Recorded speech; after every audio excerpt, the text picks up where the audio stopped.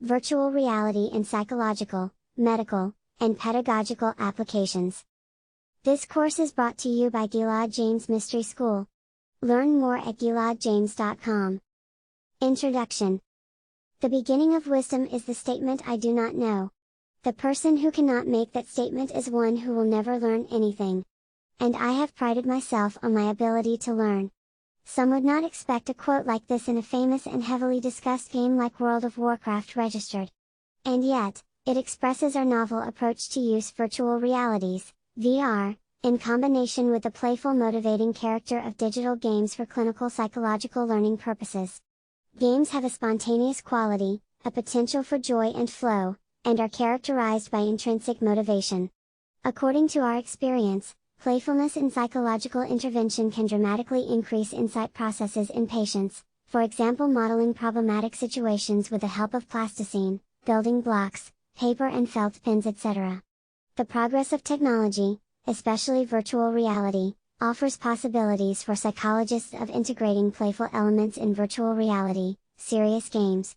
In the present lecture we both address the potential for psychology originating from the inclusion of technology and discuss problematic aspects of games as well as ethical concerns.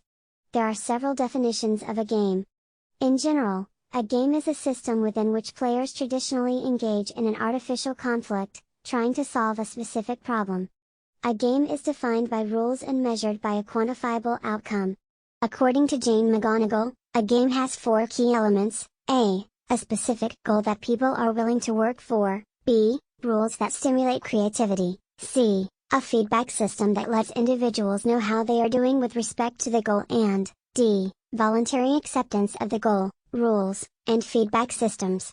In our opinion, when it is possible to define the rules for a game, it is also possible to create tailor-made games to specifically enhance psychological well-being.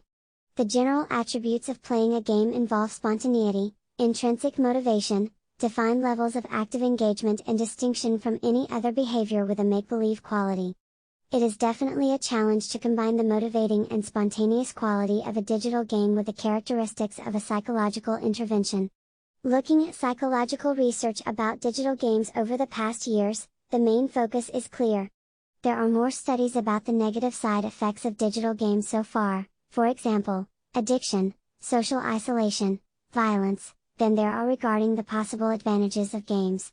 Given that in the 1980s the average game player was very young, early studies focused mainly on children and adolescents.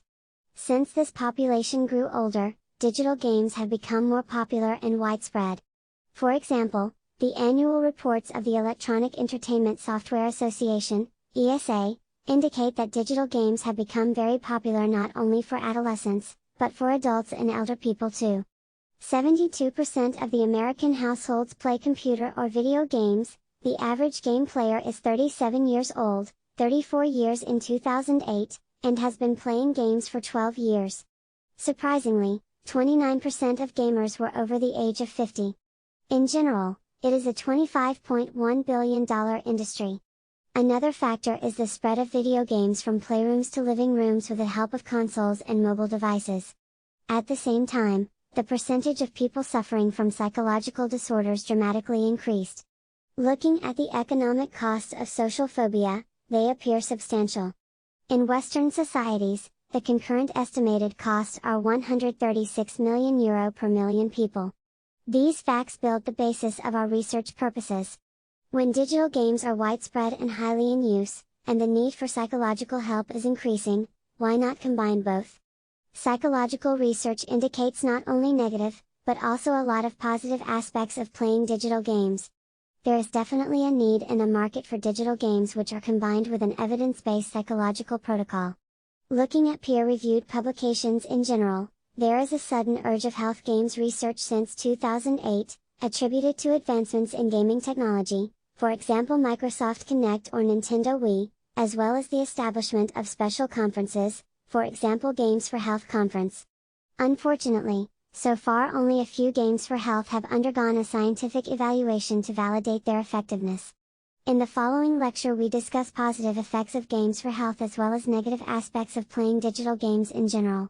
It is highly important to consider negative side effects, such as excessive gaming behavior as well as social isolation before integrating digital games into therapy. At the end of the lecture, we also address ethical aspects of research in gaming environments and integrating new media into psychological intervention.